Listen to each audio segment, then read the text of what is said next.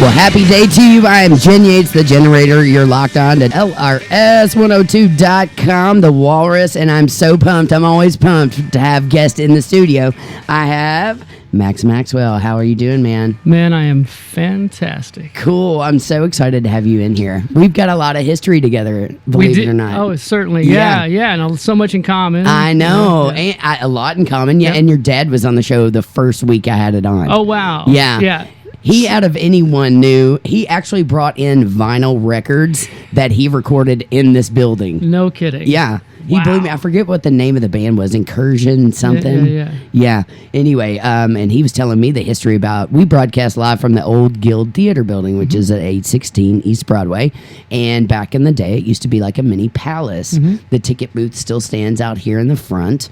And if you look at the front of the building, it's really cool. Yeah. And we found pictures even dating back to like the 20s or something like that. Yeah. Super cool space. So now it's launched Louisville. And then upstairs is this old creepy theater with just stuff falling in and whatnot. But they're looking to renovate it and do shows here again. Wow. Yeah. Nice. I mean, Black Sabbath rocked this place. Oh, my gosh. Pink Floyd. So, it's pretty cool. That's incredible. A lot of history here. Yeah. Yeah, so welcome on LRS. Thank you. I've been a LRS fan since I was a little boy. I was going to ask you and LRS probably go back a long way. Well, yeah, with your dad being so involved in the music industry, in this area, LRS was just part of what happened. I can certainly remember when I listened to AM because that's what was happening, but when LRS came on, then it was like, wow, this is it. And this is all I listened to. Yeah. Isn't that wild? Now you can just get us on a little app on the phone. It's crazy. It is crazy. I know. Technology. It cracks me up. I love it. I actually love radio and live streaming because we were just talking about this. I listen to podcasts all the time. Yep. Almost everybody plugs their phone into their car these days. Yep. Or Bluetooth it in, Yeah. And it's rare to even listen to radio half the time these days. It really is. I mean, everything you're going to get is on the internet no matter what. I mean, Correct. you just are. Even I sit at my desk and I listen to internet radio, podcasts when I'm working during the day. It's just same. It's just become part of your life now. But at the same time, we used to have a little radio on our desk, or radio in our bedroom, or wherever it was, and that's what we played. As soon as we got home from school, boom, hit it. It's on. I know. Isn't it weird how the phone replaced everything? Yep. It replaced the camera, the video, your computer, everything. The computer, it even replaced radio and everything else, you know what I mean? So anything you can find can be on an app today. It can. It's nuts how it works. I kind of love it, though. I'm a big fan of technology and always have been. Yep. And I think us, like, you're a little bit older than me, but we came through that whole electronic phase in music and in drums. Yep. The 80s, we're a really cool time period for music, I think, as well as the 60s and 70s. But I was an 80s like rocker, right? All that glam rock stuff. And we're going to talk a lot about that and a lot about Spanky Lee because you brought me in not only CDs, but you brought me in a cassette tape, 2 of them. I did. Yeah, that's Live at Clifton's 1 and 2. We did a double album. Yeah. And our buddy Mark Langley owned Clifton's Pizza. Yeah. He still a great friend. Yeah. But he allowed us to go there and do it, and had a crowd, cool. and it's pretty fun. I can't wait to listen to these. I was just on Great Day Live, and they asked me to DJ on there to promote this show. And I thought, well, how do you want me to do that? Because I don't really do turntables or anything. And she said, oh, you can just stand there with your iPad. And I thought, well, that would look silly. Yeah. I don't want to just stand there and DJ with an iPad. So I took in my 80s big boom box and my electronic drum machine and like mixed some stuff. And they were going crazy over the 80s boom box thing. So I'm kind of an audiophile. I still have the dual cassette tape players and the Run DMC boom boxes, I love that. So thank you for these. You're welcome. We're going to actually spin some off the CD later on today. So, that would be great. As well as you're also in the Louisville Crashers. I am. I have been we've been together for 10 years this year. Yeah. Isn't that wild? Because I was working at Mom's when you all formed the Crashers. Yeah, and that thing was, somebody asked us to play a wedding. Yeah. And we put the band together to play one wedding, and then since then it's... Boom. And y'all are everywhere, because I keep up with you on the social media and all that, and You're at the fair, right? Weren't Friday, you at the fair? This Friday night. This Friday night at the fair, yeah. We're going to talk a lot about that, and I've seen you over on the river stages and all that, all kinds of crazy places. Yeah. We've been very fortunate. Yeah, so let's start, Max, just by telling, I'm sure a lot of people know who you are, and thank you for tuning in, people. We really appreciate it. We want to talk about how you got your start in music. Obviously, you were born into a musical family like I was. Yes. That's one of the similarities we have that we've discussed before. But yeah, my dad was really the first musician in our family. My grandfather didn't play anything like that. Some people sang, but no one really played an instrument or anything like that. So your dad was the first one in the family? First one, and my grandmother poured into my father, and she would drive him an hour to Louisville to take drum lessons from John Roy. Yeah, who I want in here. He's like the godfather of Louisville drumming, right? Certainly is, yes, yeah. And so he came here, took lessons from John Roy, and so he kind of got things started. When I was a kid, my dad would drag me to the studio. He'd tell me stories about how he would, which makes sense now, how he would put headphones on me when I was just an infant. Yeah. And then he would I would listen to records. Yeah. And he would tap on my hand the tempo so that I would understand what that was about when I was a little kid. That is so cool. He had all these great records. In fact, when some of the guys like Coyote Calhoun was a good friend of my dad's from the old days. Oh, I love Coyote. And Coyote would my dad always had all these records of everything from The Who. He still does. And they're incredible. Some of them have logos on. They used to put stickers on them when they came from the radio station, right? Exactly, yeah. They weren't for sale. Some of them were promotional use only, yeah. And some of them were like before the record would come out, they'd give those to the stations. Right. And so I had a bunch of those. So I became a huge Rolling Stones fan when I was a kid. Cool. And my dad would take me to the studio, he'd take me to gigs, let me see what was going on. And then about when I turned 10, it was time for me they were going to put the school band together. Oh, cool. And you went in Indiana, or was it here? Yeah, Indiana? I was in Indiana, yeah. And so I was in elementary school. They're like, hey, we're going to put the school band together. Do you want to play an instrument? And I was like, yeah, I want to play the trumpet. My dad's like, look, you're not going to get a gig playing the trumpet, dude. I love that. That's what he said. You're not going to get a gig playing the trumpet. That's hilarious. So you need to play the drums. I said, okay, great. Yeah. So that's when I started playing. Wow. When I was 10. Yeah. Playing the drums. And now I'm 55. Yeah. You've got a lot of time, man. 45 years of playing drums. Well, that's a long time, man. Yes. Yeah. It cracks me up that he didn't want you to play the trumpet. That he wanted you to play the drums. Yeah. It's funny. Yeah. I always, Howard that plays trumpet I always say something about that. I was like, man, look, if I would have played the trumpet, I wouldn't have had a gig. You know what I mean? But that's awesome. He plays guitar too. So Howard plays a little bit of everything, it seems like. And I see him singing backup harmonies when I'm at your gigs and stuff like that. It's funny because when I went into school marching band, it was concert band then, I wanted to play the drums and they wouldn't let me.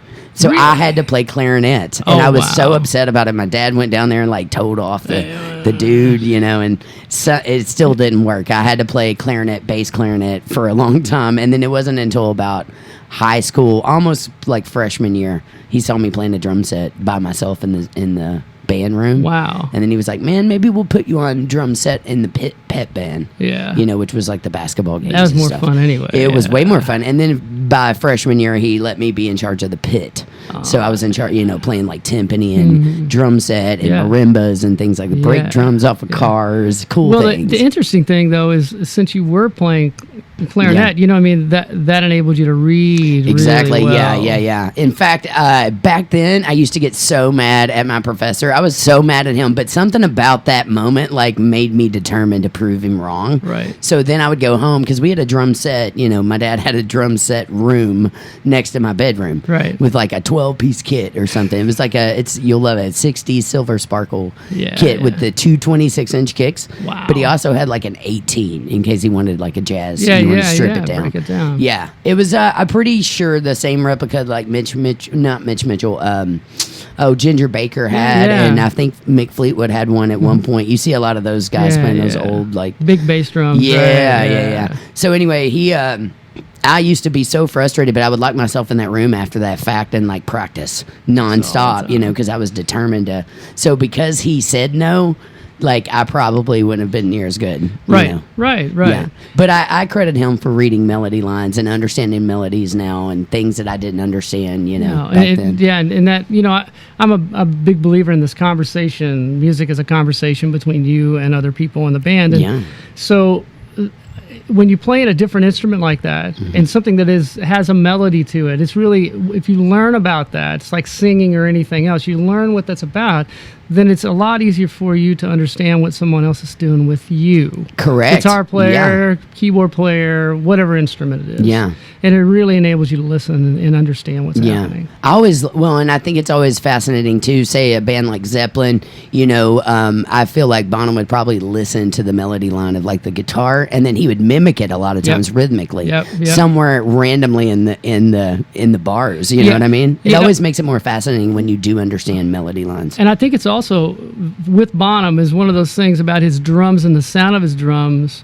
There were melodies that he was playing on the toms and the kick drum, and the way those instruments, they had a sound that was not necessarily like a drum set. Right. You know what I mean? Yeah, I do. Like, and he was able to take that and be a part of the song because of the way his drums sounded. Yeah. You know? He was a tuning master. Yeah. I've read that, I think it's called The Masters of Drums or something, that book that's out, or The Thunder of Drums, I think, maybe. It's fascinating because it's a lot of his text talking about how he tuned, what kind of equipment he used, what sizes his drums were. Yeah. Really fascinating stuff. Of course, I'm a huge Bonham fan. I'm sure you are too. Yeah. Who were your main influences? I know you had your dad, but who were your main drumming influences growing up? Well, it was weird because it changed a lot. Yeah. I mean, again, I was a big 80s fan. Same. Big, 80s fan. So, like, it kind of changed when I was younger, early 10, 11, 12.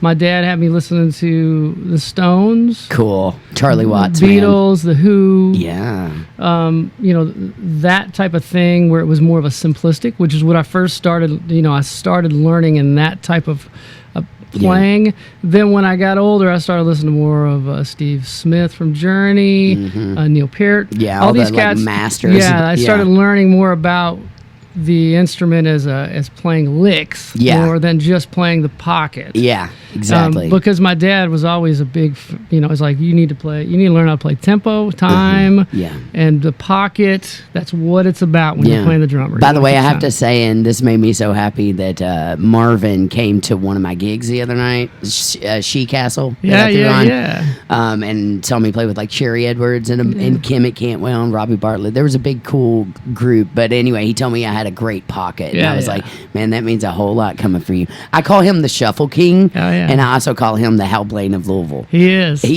I even hashtag that for him just so I don't know if I hope that's the first time it's ever been done, but I hear a lot of people call him the Hal Blaine of Louisville, and I was like, he totally is. Yeah, Hal Blaine was a huge influence on him. All that stuff he played, you know, what he listened to, and then you go back and listen to those old Elysian Field, Soul Incorporated records that he did.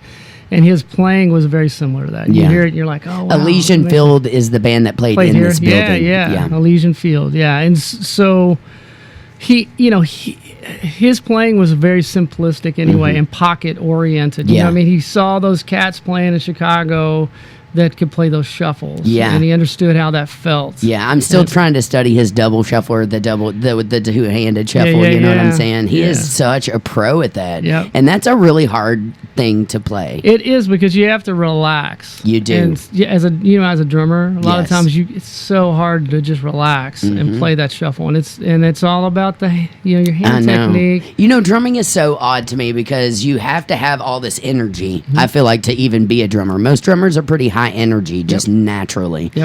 Because I feel like we have to bring that when we play, because people feed off of it. You know this. They do. But at the same time, you have to be so relaxed in your playing style and your technique. That's right. Yeah, because you cannot be stiff and play drums. But you know, the older you get, the more you play. You know, I think when I was younger, my dad, because my dad played, I would go sit in sometimes and play with the older guys. Yeah, which is an amazing thing to get. It's a great experience. And that's another thing that I know you had some experience with playing with older folks. They would put me on I think just because they all wanted to go party.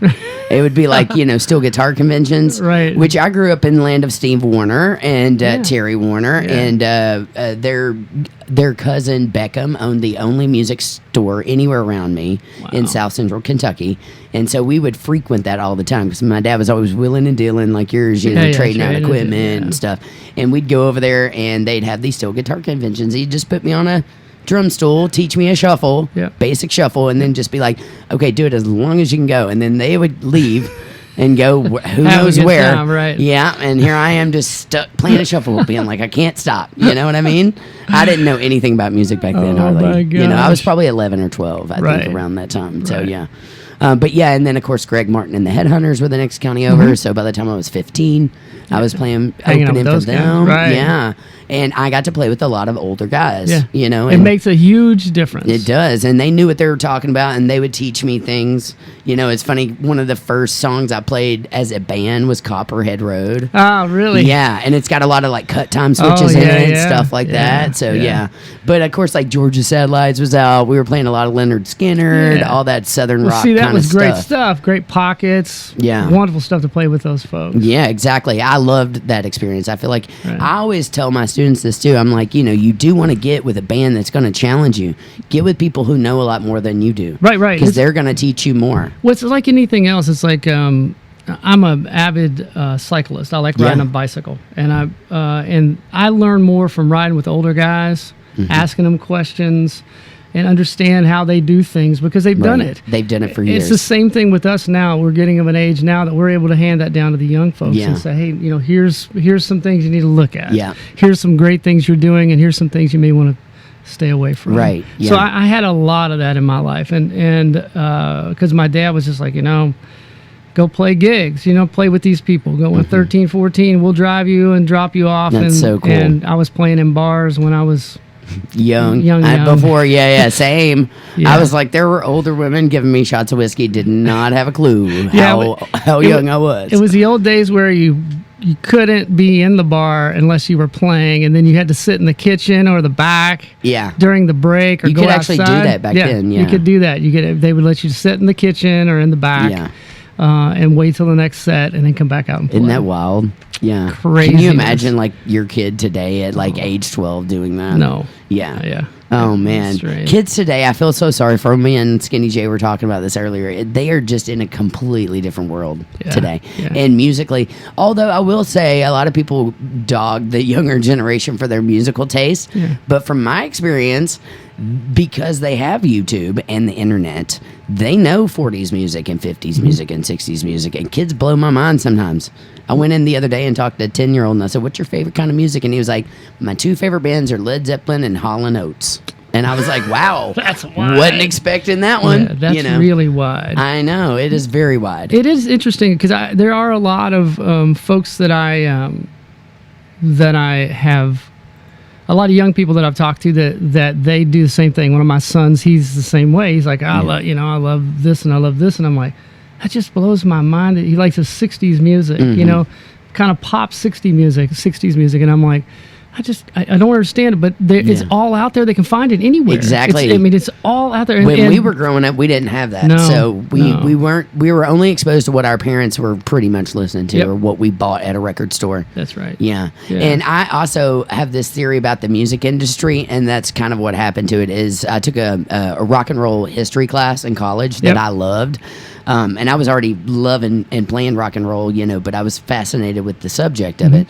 And they talked about how up until, basically, I think until maybe the 60s and 70s, basically the kids were listening to what their parents, brought to them. Nowadays, it's completely changed. Kids listen to whatever they want to. And therefore, they run kind of the industry in that sense financially.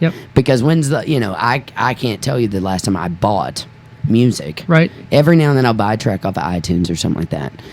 But as far as buying a CD or buying a physical copy of something, I've bought some vinyl, but that's about it. You know what I mean? Yeah. So, therefore, I feel like the kids now own the industry. That's why we have the Justin Biebers, and that's why we got the Britney Spears. And, you know what I mean? It's whatever they like is top. And just like when we were kids, the stuff that we listened to like in the 80s, our parents and other people older than that were like, oh, this stuff is terrible. Yeah, what are you I guys remember listening to? Yeah. What is this junk? I'm like, I don't understand it. I love it. Yeah, like, it's me great. too. It's the greatest thing ever. Yeah. And the kids today are the same way. And I guess because I lived through that and thought about it, I think when I hear something like a Justin Bieber Yeah. or whatever, a lot of it, the rap stuff, it's like, there's some really great things about it. Yeah, really it is. great things. Well, I love electronic music, and it seems to have been, that's in the forefront right now. And I say this all the time because when you've traveled the world, so you've been to other places and played other places. Like when I got out to LA, I realized, well, no drummer's getting hired at all unless they understand those electronics. If you see a Gaga or anybody big, even Adele has an electronic drummer playing stuff on the side. That's right. Yeah. So I was always a big proponent because, like you, grew up in the throughout the 80s. I had the Phil Collins. I wanted those big octagon drum pads. I wanted all the little toy trinkets. Simmons, right. Yeah. The ones that just go choom, choom. That's it, Yep. I had some of the first ones that made really bad hand clap sounds. Oh, yeah. There was one that was like a square little piece that made hand clap sounds. And that's all I did. Had a little knob on there and you changed it. I love that crazy. stuff. I know, me too. I'm a kind of a geek in that sense. But I do feel like, and I know you incorporate electronics into your playing as well. I love to mix the electronic with the acoustic. Yeah. It is kind of interesting with today's music and the rap and the hip hop, which I was birthed in hip hop. So I love hip hop. I take a lot of flack for that because if I do solo stuff, it's almost always because I don't really sing. It's almost always more like hip hop based. Yeah. Yeah, because hip hop was more about the beat and the vocal. And as well, it has a bit of a swing to it. Yeah. A lot of it has a swingy sort of feel to it exactly. that you can improvise over top of very easily. Yeah, exactly. Yeah, and I kind of love that stuff. I mean, do you remember when Grandmaster Flash put out the message? Yes. I always like to say that's back when hip-hop had a message because I feel like it lost its message over the years. Now it's just about money and hookers and whatever. You know what I mean? I'm going to ring my bell. Yay. Ring my bell for hookers. But yeah, you know what I'm saying. And the subject matter and the lyrics has gotten way out of control. Yeah. Yeah, that's the only thing about the new music. And I listen to things and I'm just like, did they just say that? Like, yep, like they sure just did. Said that. Yeah, yes, they did. It just blows my mind. Yeah, me too.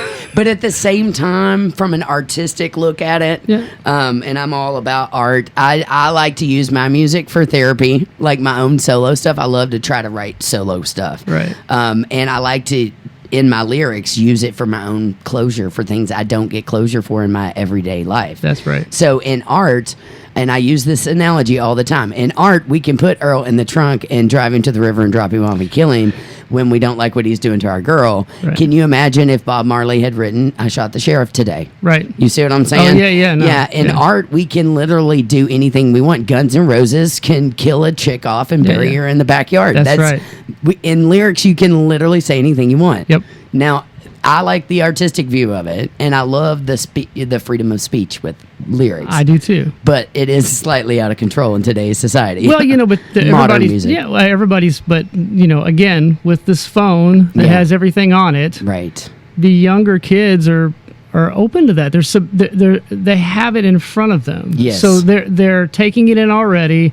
They understand things and phrases that I have no idea what it means, and I'm like.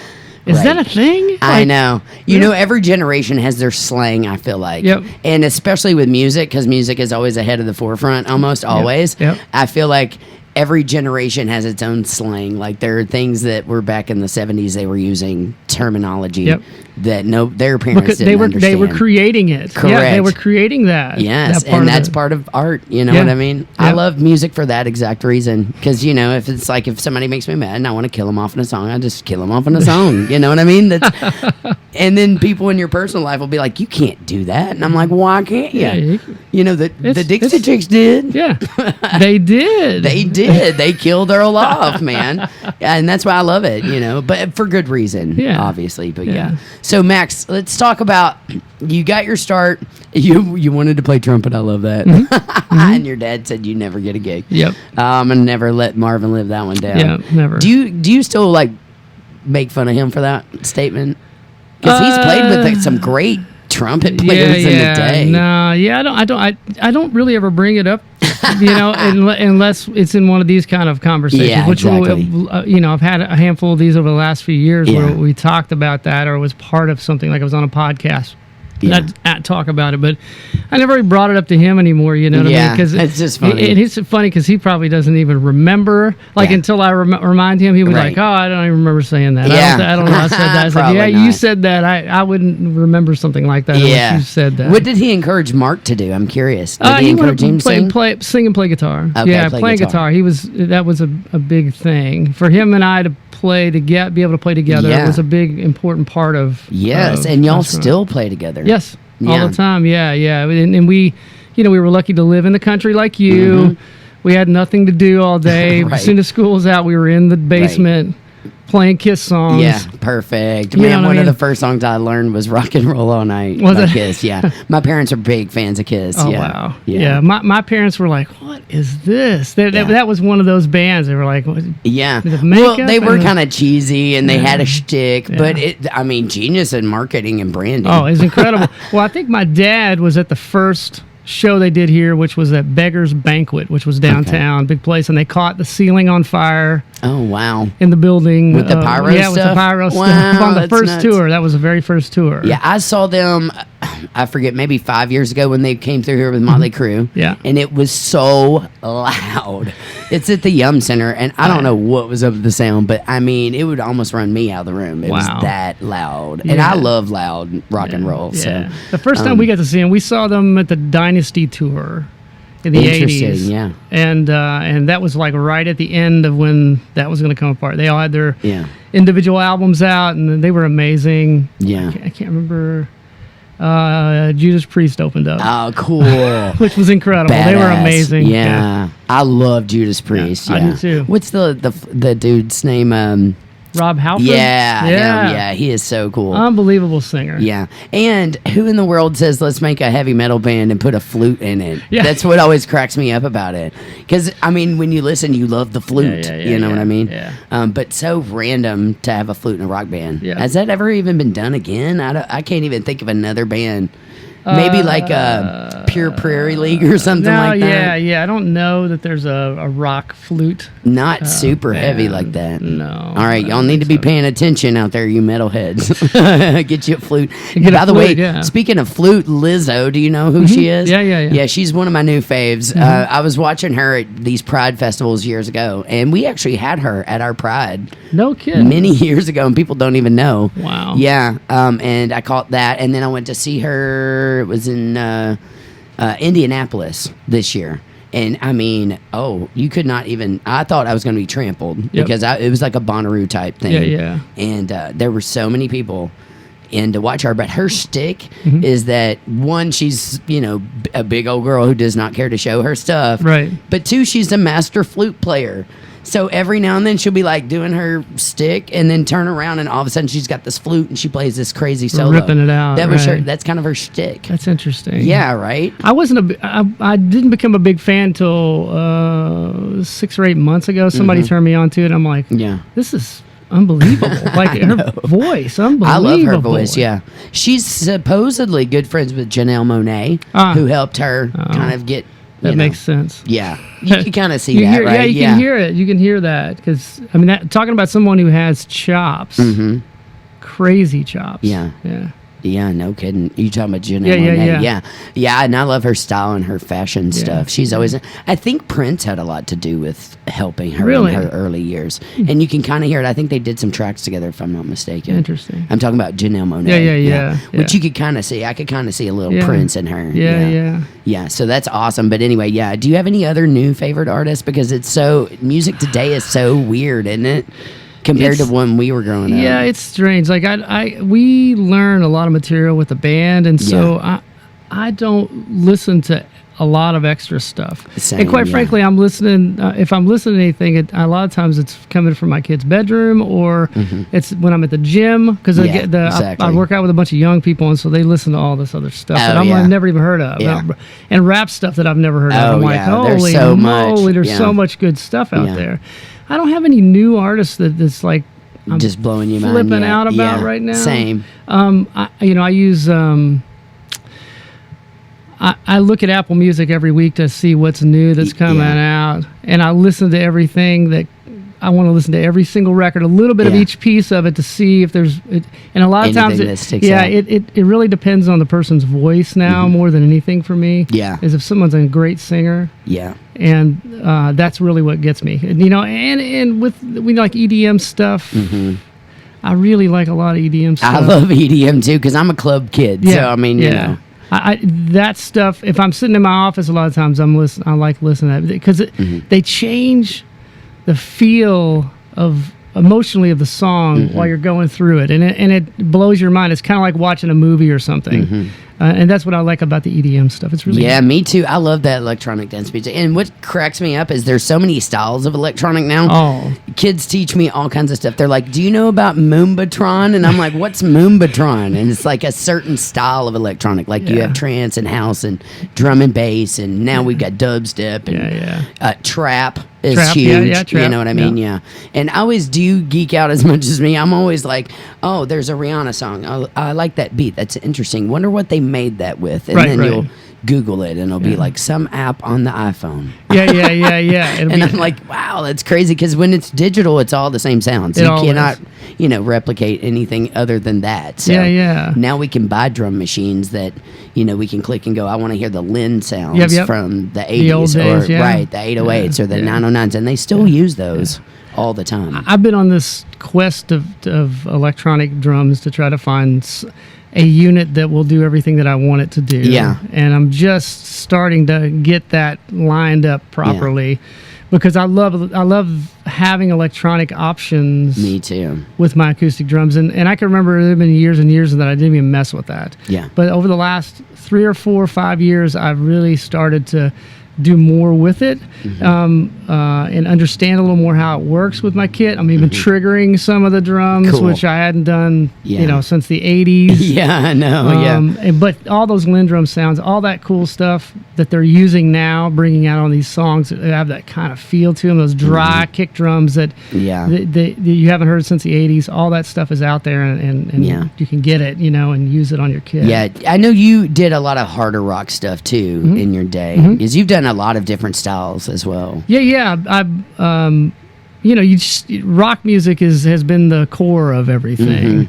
But when I started listening to things like Chick Corea in the 80s and that kind of thing, I got a big Dave Weckl fan, and Dave Weckl was amazing. He's still a monster. Oh yeah, him, Steve Gadd, all these guys that were my favorites in the 80s. I started learning more about jazz and understanding that, and I learned just enough. I'm one of those people that learn just enough of something that I can interpret it and play it with somebody else. Right. I don't become a master of jazz music or a master of Latin or master, but I can, if somebody said, okay, we're going to play a mambo, let's go. And I'll be like, boom, here it is. Here's my mambo beat. I got it. It's cool. This one, it feels good. I can put a little this in there, a little that in there. Yeah, exactly. So, but the metal and the rock music was something that just kind of came about because there's so much of it. Yeah. When we were that young in the 80s, it was so hip.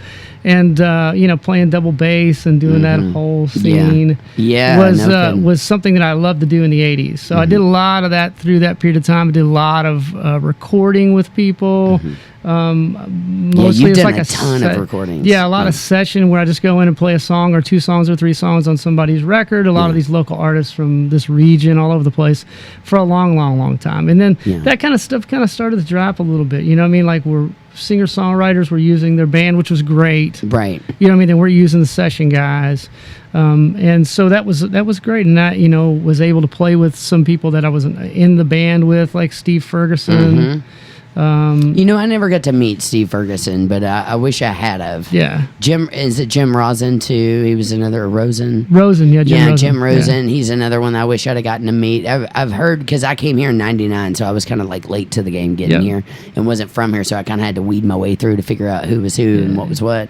And of course, back then I was working in TV and radio. I wasn't pursuing music. I was doing it on the side at night, but I was not like super pursuing it. Yeah. Right. But yeah, there's a bunch of musicians in this town that I wish I'd have met. Even Tim Krekel. Tim Krekel. Yeah, that was the other one I was going to say. But all 3 of those, Jim, played with Jim and got to jam with him a lot. He was an unbelievable harmonica player. Yeah.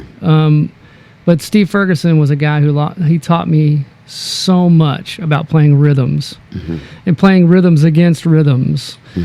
He was one of those older guys with a mentor. Yeah. When we went on the road, he would ride with me in the car, and I would ask him questions about the band, because I was a huge band, the band fan. And Levon Helm was a huge influence on my playing early on, and so I kept asking him questions about that kind of stuff, and I was playing a lot, and he would break my drumming down almost every time I was with him to teach me. Wow. Super cool. And Krekel was the same way. He was the same kind of guy. He would discuss these kind of things about your playing. You know, he would say, you know, maybe you're hitting the snare drum a little too hard, or maybe you're, you know, maybe you should simplify what you're doing on the kick drum, and those type of. They understood the instrument, you know, and how they would like it in their material. Yeah.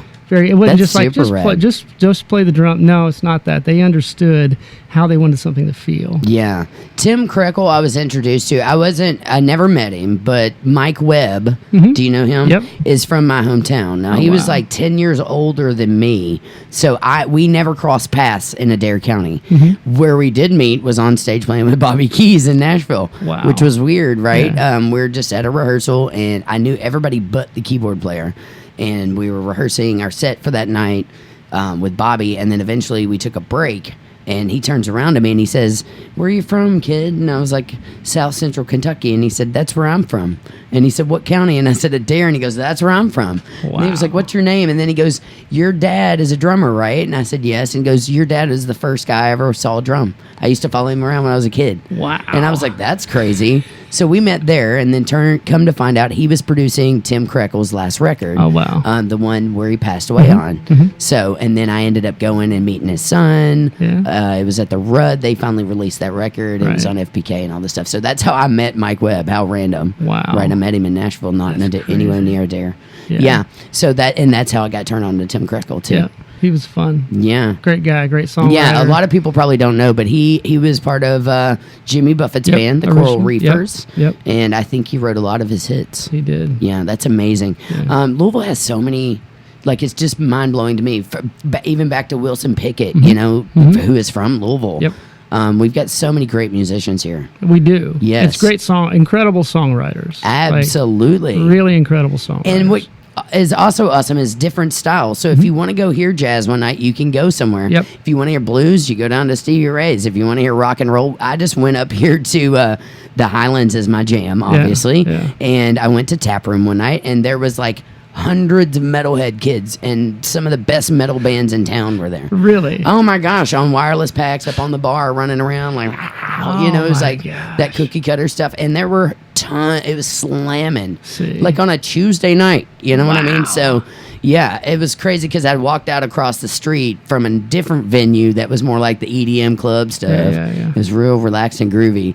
And then I walk into that, it is metal. And it was just straight metal crazy the whole time. And I was like, this is why I love Bardstown Road. Yeah. You know what I mean? Yeah. You can see so many different scenes in one little spot. Yeah, I mean, Louisville has always been that way. Yeah. Great music all over the place. Yeah. You just got to find it. Yeah, exactly. And it's there, man. We even have like big band and swing bands, and I love that we have the what is it that's so famous? The jug bands here and all that stuff. I mean, we have so many different musical styles. Yeah, it's very interesting. Yeah, what do you think about the venues over the years? Because you know we used to have all kinds of crazy cool venues. A lot of the older cats that have been in on the show complain a lot about the venues changing over hands these days. There is no Phoenix Hill anymore. There is no Jim Porter's. Yeah. You know the hotel scene is more like DJ club, you know, hiring DJs and stuff like that, more so than bands. Yeah, I mean, all those little places, Tooligans and those places are just not there anymore. Yeah. They're just not. You know, and again, I grew up at that time when you came into town, it was going crazy. Yeah. Clubs everywhere. You could play every night through the week. You could play every single night, whether it was a pizza joint or this or that, you could play every single night. And that has certainly changed. I mean, it's one of the reasons. I mean, like the Crashers play a couple club gigs a year because we saw that happening. We knew that wasn't going to be the direction for us. That's good. Yeah. You know that we wanted to go a different place because we saw that was starting to fall apart a little bit. Yeah. And if we wanted to work as much as we wanted and we wanted to be able to make a certain amount of money, we had to do a different thing. Yeah, exactly. And so it certainly has changed. I mean, when that probably the tap, when tap happened here. That's when the cops started busting everybody. Yeah, we've had several other people talking about this. Yeah. That really tore down the venues. Yeah, it kind of started to really fall apart then. And that was kind of towards, that was in the Tiger days, Toy Tiger, Phoenix Hill, Butchertown Pub, all these great clubs that I mean, again, like this weekend I'd play here, and next weekend I'd play there. You played there were gigs that you played Monday through Sunday. Yeah. I played the Tiger one time 3 weeks in a row, 21 days in a row. That's crazy. I played the Fair for 11 days and then went into the Tiger for 21 days. Wow, that is nuts, man. And at that time in the 80s, you could do that. Yeah. Did you hear about the Tiger Room? Have you heard of this spot? Yeah. Okay, yeah, we were broadcasting live. LRS was from there on Saturday night. They now have it for rock and rollers, but it's in the back of Trixie's. Yeah. And they bought the Toy Tiger sign and put it up. I didn't see that yet. Now, Terry Harper does shows out there all the time. So that's how I saw Tiger Room. What is this? And it had the logo, and I'm like, oh, no, this is great. Yeah, and it's for rock bands and stuff like that. Yeah, so I kind of feel like you do, though, especially in my 40s now, and drumming being so physical and hauling around 300 pounds of equipment and all this stuff, and I don't know if I told you, but I got a little bit of nerve damage going through my left arm. So sometimes when I hit my snare drum, it's like being cattle prodded, which is not good. And if I don't hold my body certain ways when I drum, I have to be very cautious about how I hold myself when I play, or I feel like I'm just re-injuring myself. But yeah, I felt like after busting my butt so hard to play with everybody I could and every gig I could and every theater thing thrown at me or whatever. After I got back from LA, I was just like, you know what? I'm not going to beat myself up anymore. And clubs really are not where I want to be. You know what I mean? Yeah. And then I started working on my sobriety. I found I did not want to be around a bunch of drunks all the time, and the club scene here, or the bar scene, I feel like I've played almost all of them. I'm like, unless something new awesome opens up, I really don't want to be in that scene. Well, the other great thing about what's happening nowadays is there's so many festival or events happening that people can play and be a part of, that I think that's kind of taken up some of that club scene thing that's not happening, because there's so many of those happening, just like the one you just put on. There's another one. There's what's the other one? Poor Castle is another one. Poor Castle. My buddy John plays. John Hayes. He plays that one. So there's so many of these little pieces coming up because the larger concerts coming to town. Larger pieces. I think that's really made a change in some of that. I people think are more interested in being involved in those type of things, and again, than to play every single night. And it's tough on you, like. You just talked about how you have some nerve physical damage. stuff. I mean, it's for the Crashers. It's been one of those things where we play 3 hour sets, no breaks, no nothing, and it's full on, high energy, go. Yeah, I was at one of your fair gigs last year. And was in the crowd. I had a blast. Yeah, it's a ton of fun, but again, you got to take care of yourself. You do. Yeah. Have you faced any injuries at all in your drumming career? I mean, I had cysts in my wrists. I had to take shots for that for a while. Being dehydrated is a big deal anymore. Like the older you get, you got to really stay hydrated. My family's going to be freaking out because I talk about being hydrated all the time. I always say, you guys are all dehydrated. Everyone here is dehydrated. It is. My therapist, my mental health therapist, literally says all the time, 90% of Americans are dehydrated. She's like, they don't drink enough water, and you can feel it in your hands when you're dehydrated. Yeah, you can. And when I play, if I'm playing one of those shows, I can get my hands just lock up. Yeah. The That's stick, scary. I'm like barely holding on to the stick. What do you do when that happens? I just hold on and go. I just go. Duct tape. Yeah. It's like duct tape I put it between my fingers. I've done that before. I have done that before. In fact, I did that on Sunday because after I didn't even think about the schedule. Well, when I'm saying She Castle on the Sunday that I played it, but we didn't think about the schedule. We were back in like 13 singers with the same band with very little interchange in between. So by the time we got to like the 7th or 8th one, I'm like, oh, and your hands start to go and stuff like that, like you said. Your hands, your butt, sitting on that stool for that long, your lower back, your shoulders, all of it. Man, that's why. I mean, I've been on a mission to get in the best shape that I've ever been in my life. Thank you. I've been working on that. I bought this. hypervolt therapy gun that it takes care of my shoulder issues. So I used to have to take ibuprofen before I played. Really? Is it because of the posture? It's not. It's just part of my shoulder thing. I don't know what it is. Yeah. But bought this hypervolt therapy gun, and that thing has changed my life. No more ibuprofen. I haven't taken it in months. Yeah. Good for you. Made a huge difference. But I tell you, staying in shape is the way. Eating right. Yeah. Take care of yourself. I mean, any pro will tell you that. You know what I mean? Yeah. And talking about the sobriety thing. Is that here? I'm like, where's that? Look at this dude. Hey, Louisville. We got a dude up in the window in a Louisville hat and a Louisville. Yeah, and he's giving us like gang signs. You're spelling out, we're cool. I don't know what he's doing there. I think he's doing cards. Yeah. Is that what he's doing? Oh, he's doing the cards, CARDS, cards. Yeah, he's doing it. There it was. That's why I love to broadcast live from Broadway, because people walk in. I've had actually people walk in and ask for a job while I was in Are you kidding me? No, it's hilarious. I love this place. It cracks me up. That's great. So, Max, we're going to spin an old Spanky Lee track here. Okay. And you said If You Can't Be Good is the track that we should look at. That's the one. Yeah, that was the hit. The hit. I love it. Man, to have a hit. The hit. It's Spanky Lee. Stay tuned. I'm joined by Maxwell of the Louisville Crashers. I am Jen Yates. You're locked on to LRS102.com, The Walrus. It's Motley Crue, Shout at the Devil. You're locked on to LRS102.com, The Walrus, broadcasting live from the Launch Louisville studio. I am Jen Yates, joined by Maxwell. Yeah. Yeah, and before that you heard Spanky Lee. I did. Man, tell me how you named that band. I've always been curious. Can we say it on radio? Yeah. We used to go to this this restaurant over on Brownsboro Road that was like a Jerry's. Okay. It's called I can't even remember what the name of it was, but it was like a Jerry's restaurant. We'd go over there and we'd strategize what we were going to do. It wasn't Barbara Lee's, was it? No, it wasn't Barbara Lee's, but I've been to Barbara Lee's. It was, but it was where the CVS is now, right next to the Kroger. And it used to be. I can't remember the name of it, but nonetheless, we would go there and strategize, and some guy said something about his cousin Spanky that played lead guitar. Okay. And one of the guys thought he said Spanky Lee. Okay. And that's where the name came from. Interesting. Yeah, it meant nothing.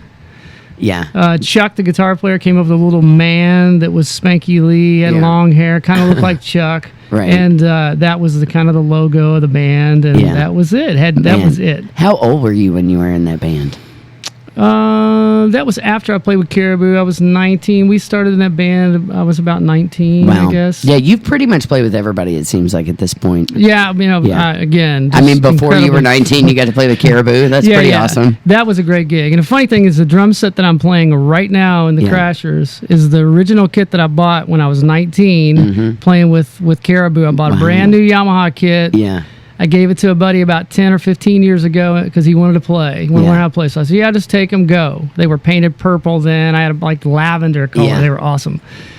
I got them back, and they were in rough shape, so I took them apart and redid them this last year, and that's the kit I'm playing. It's big. They have big fat rock drums. Oh, yeah. So awesome. You always have a great sounding drum. I love the Yamaha kits, too. Yeah, I'm a Ludwig chick, but if I had a second one, I would go with a Yamaha. So that's the kit I've been playing. And what was the question? Was the question? No, I think that's it. Just Are you playing any other drums besides that one now? I have a kit that I built that is Keller drum shells, 26-inch kick drum, 12 rack, and 16 floor. That's the other. It's a green. I had it painted this crazy green color. I saw that. Yeah, that's a cool drum kit. I love a bright neon green. Yeah. We're doing a show in a couple weeks, not this weekend, but the weekend after, with the Headhunters. We're opening up for Headhunters. Oh, yeah. So I get to see Greg Martin. Yeah, I love Greg.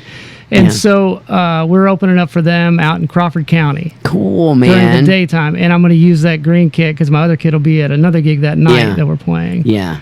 Man, when I was growing up, that they were the big stars because they met Calhoun County Borders at Dare. So, and then by the time I was 19, I was running Greg's radio show. Oh, wow. So he was my first guest when I got this show. And he was telling me about listening to LRS since the 60s. Yep. You know, we've been around since 64. Yep. So when the Beatles came to America, that's when LRS started. Yep.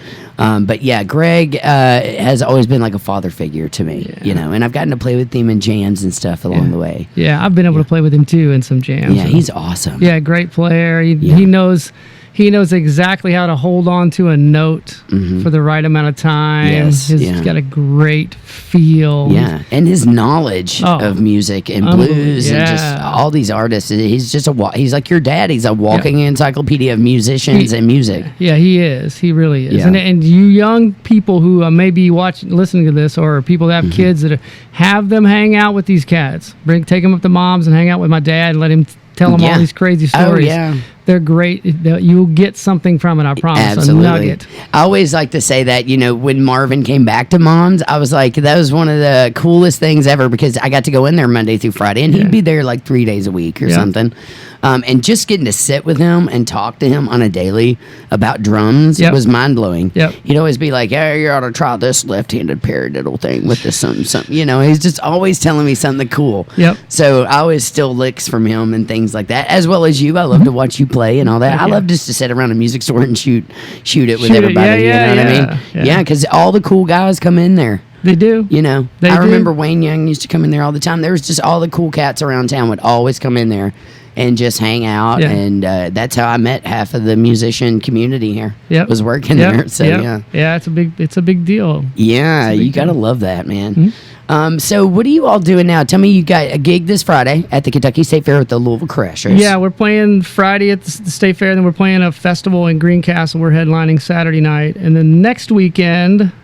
We played 2 gigs. We'll play Monday and Tuesday night. We got some private events for some corporations. But then the following weekend, Saturday night, we're playing a big event over in Jeffersonville at right by the Big 4 Bridge. Okay, at the bottom of that. I love that place. Be a killer thing. And the funny thing, my dad and Wayne Young are going to set in and play. Oh, cool! A couple of their old songs, with our band. I love that. What was their band? Soul Incorporated. Soul Incorporated, but they're going to play. "I Belong to Nobody," which was an old song from them, and then Wayne had a song called "Rock and Roll Is the Answer," and they're going to do that tune. Cool. That was one of his what was the band? Midnight Special. Oh, had yeah. that song Midnight out. Special. Played the old Toy Tiger. You know what's funny is, and going back to Headhunters, so the Headhunters drummer Fred used to, I got to open up for them when I think I was 15 at the Adair County State Fair, or Adair County Fair. And that's where I really met them for the first time. I'd heard about them for years. But Fred said he used to follow my dad because my dad played like South Central Kentucky. He was never up in Louisville, although he did live in Shively in the 70s. Oh, wow. He came up here for electronic school, but he hated Louisville. Right. So he ended up going back home. And he played with like Johnny Pierce and the Dawnbreakers and these early formations of the Exile Cats. And, you know, I'm from down where Club 68 was. Right. And everybody was kind of playing those areas, those little honky tonks, basically. Honky tonks. Yeah. But anyway, Fred told me he used to go watch my dad play all the time. And my dad was a big fan of your dad. Oh, wow. So my dad used to come to Louisville to watch Soul Incorporated, and they were one of his favorite bands. Wow. Yeah. And he bought his first drum set at Durloff's up here. Oh, yeah. And my cases on my drums to this day are still got the Durloff's badge on them and everything like that. Yeah, that's where my dad took lessons from John Roy, was at Durloff's. Yeah, isn't that wild? It's just the circular, even though I'm from 2 hours south of here. Yep.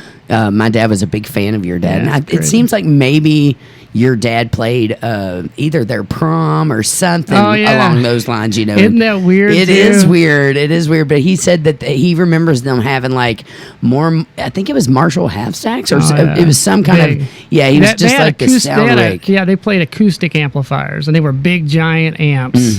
They had piles of them on stage. And my dad said he had never seen as many amps as they had, you know, and I thought, isn't that wild? What's funny about it is like the PA systems were terrible back then. So like they had all these big amplifiers, and they made their drums louder, took the heads off the bottom and the bass drum to make them louder, you know. And you couldn't get the PA up loud enough to hear anybody singing it. Isn't that wild? Strange. That's back when rock and roll was basically invented. You know, they wanted it loud and rowdy, you know. It's funny, too, because we were talking about how parents look down on their kids' music styles a lot of times. I was fortunate enough to be. My dad, when CDs first came out, he was just going to pawn shops and just buying everything. Yeah. So it'd be everything from like classical stuff to Grateful Dead, and then all of a sudden he'd buy a Debrat CD. Right. You know what I mean? And he wouldn't even know what that was, or Queen Latifah. Yeah. And I'd be taking that, going, "Ooh, what's this?" Because I just love to buy music. You know, and we still had the vinyls and stuff like that. And most everybody around me was classic country stuff. My grandparents listened to like Tom T. Hall and you know, all that older stuff, which I loved. But my dad was like the lone rock and roller of the group. You know? So while everybody else in the family is like playing bluegrass music and singing gospel tunes, Dad was like teaching me rock and roll, like Jimi Hendrix and Cream and all that. You know, Zeppelin and all that cool stuff. So what was the first piece of music, like a record or a CD that you purchased? What was the first one that I purchased yourself? Took your own money and bought. I think it was. If I'm not mistaken, I think it was Once Bitten, Twice Shy. Are you kidding by me? Great White, and it was still on the cassette singles. Oh, remember they had the cassette singles? I think it was that. It may have been a Def Leppard, early Def Leppard. But I remember growing up, before I bought anything, having the Pat Benatar cassette that was purple. And then I had the Madonna Like a Virgin one. And I love to tell this crazy story. I'm like, most everybody knows where they were when JFK was shot or when the Challenger blew. I remember exactly where I was when Madonna crawled across the stage in the wedding dress. Like, you know what I'm saying? For the Like a Virgin, because that was shocking back then. It was so big to do, you know? I watched that. I watched that live. That was great. Do you know that they told her that when she said... and not to laugh, but, you know, when she put out Like a Prayer, you know, that was a very controversial video. Yeah. She told them she was going to light crosses on fire, and they said, "Oh, you're going to destroy your career." Right. Is what they told her. Yeah. And she said, "Well, I'm going to do it anyway." And it kind of skyrocketed. Yeah, it did. Because she kissed a black man in that. And I believe that was the first time that we had ever seen anything quite like that. Yeah, yeah. You know. Yeah, she's really always pushed the envelope. I know. You know, a lot of people give her some slack, and she is a little cuckoo today. I mean, she's wearing grills and stuff. I'm like, come on, Madonna, get it together. But you have to, when I was growing up, she definitely pushed the forefront of sexuality. Yep. And I was really like drawn to that. Oh, her clothing, everything. Yeah, she would dress like a man, and then she would wear the cone bras, you know, and come to find out they did that in the 20s. It's just, she was kind of doing a replica of them. She was. Yeah. She was. So it was really interesting. What do you think about today's pop stars? Because they're always an interesting thing. Pop is such an interesting thing, isn't it? You know, the sexuality part of it is not what it used to be. It's not as shocking. Oh, no. It's not anywhere close to as shocking. And realistically, that's where it's at with most of those folks. Is they're trying to be more shocking, but you can't. It's just like, I mean, you can see anything. It's everywhere. Yeah, exactly. You can see it all. You know, the music isn't that bad for me. I don't mind pop music. Yeah, I actually love pop music. I've always kind of been a secret. It's my guilty pleasure kind of thing. I mean, you know, as always, just like with us when we were younger, everything kind of, if you go back and listen to all these 80s rock bands, they all kind of sound the same. They got similar things they do. The songs are written a certain way. Same thing with this stuff today. Yeah. You know, you listen to 4 or 5 different, you know, groups, and they're like, they're kind of close. This is a little different there. But the singer itself, you know, the person who's singing, the pop singers are incredible. A lot of them. Really you know who I'm obsessed with is that little Halsey chick. Oh, yeah. She's really young, and she's a new pop star, but she writes all of her own stuff, which I really like. She turned me on first when I heard Bad at Love. The video was really interesting. Yeah. It's just her and a bunch of girls running through the desert, and there's some kind of fight scene, and then, you know, the guys are trying to get with her, and she takes off with all the girls. It's like a Thelma and Louise type thing. But anyway, I really liked her stuff, and when I started following her online, because, you know, that's what we do these days. I love my little Twitter, so I'll get on and follow the celebrities. But yeah, I found out she was a really cool, creative little artist, you know what I mean? And I love that she writes her own stuff. I can tell that her voice is still developing, which is how they like to get them. It is. You know, they like to get them young so that they can help, you know, develop. And they have a lot to say. When you're young like that, you have a lot to say, and it grows on you. Your life grows on you. Someone like that who gets picked up and then they're on tour all over the place. They learn so much, and all of that comes out in that creative side of it. And I love a Gaga too. Gaga still keeps it a little shocking, even though, you know, she's just weird. Yeah, and I think she does it on purpose, obviously. But you do have to have something that stands out if you're going to be a creative artist today. You have to be different. Yeah, you just have to be different. I mean, when you wear meat as clothing, that's kind of different. You know what I'm saying? She did some weird weird stuff, and the I agree. paparazzi thing she did with the blood and all that. Like, that's crazy. But at the same time, she runs that popular thing as well. Just like with the movie that she just did this last year. Yeah. That was A Star Is Born. Yeah. Yeah, and I tell you what, I read her bio. She was accepted into Juilliard Music School when she was 9 years old. Wow. She was like a prodigy, like a jazz prodigy. And a lot of my friends, when she came out with the pop stuff, were like, man, I've been listening to her a long time. Here's an old CD of her doing jazz standards. Wow. So she did a lot of jazz, and I think that's why she came back with the Tony Bennett record. Right. Because that was kind of her forefront. But then she also loved rock and roll.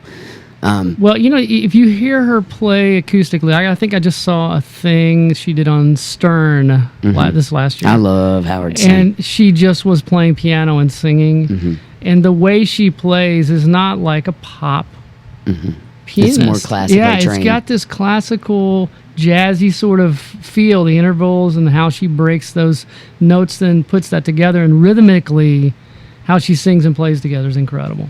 Yeah, I talk about this often because I'm a huge fan of the creative side of music. When you write your own stuff, I love to do covers, and I definitely think that you can learn something by doing covers. Yep. And you'll never know every song out there. That's right. But I also love to be with creative people who like to write their own stuff, because I think I was telling you, I've lost two musicians super close to me. Yep. One was my bass player of the past 12 years. Right. And almost everything I did. And the other one was Beverly McClellan, who we wrote together, and we had that musical, creative, magical writing spark together. Right. And everything out of her mouth was genius. One super trained, one not trained, you know what I mean? I feel like when we pass on our legacy, they're going to be going back and going, hey, I was listening to this Spanky Lee record, Right, what I mean, that Max wrote, when he was, and not saying that they won't watch our covers, they will, but, I don't think you can get super duper crazy off the charts notice by doing a bunch of covers. Everybody wants to do covers. You're right. And I get that. And it does. An older African lady told me once, if you want to get it big, you take something old and make it new again. Yep. Meaning we sample everything today. That's right. You know what I mean? There's only so many notes. Right. 12, right? Or in American, well, at least Western music. Yes, yeah. And so many rhythms. There's only so many rhythms. Right. So you can only put those things together and make so much. So you're going to hear it again. You just are. Exactly, yeah. I mean, wasn't everything Zeppelin played already written before they ever played it? Stuff, man. You listen to that first record, and it's just like all this cool old blues stuff. But they just put a twist to it. I know, exactly. And most of the hip-hop stuff today is sampling something. Like, I'll be going down the road and hear some song, and then all of a sudden there's like a Whitney Houston hook in it, or a Paula Abdul hook in it. Yeah. And they're like, you kind of remember it, and you're like, I've heard that before. Yeah. But she was kind of right on, because she was like, therefore you already have the older generation, because they know the song, they know that. Yep. And then you hook in the younger generation too. Right. And then you get both. Yep. Because it's hard to get them both. Yep. But another thing about the creative part that I love is, and I think it's hard for anybody who's classically trained, or trained in music at all, when they go to write, it's hard for them to dumb down their thinking to write just a basic pop song, because it's literally 3 or 4 chords. Sometimes it's one note all the way through. They don't even change. Yep.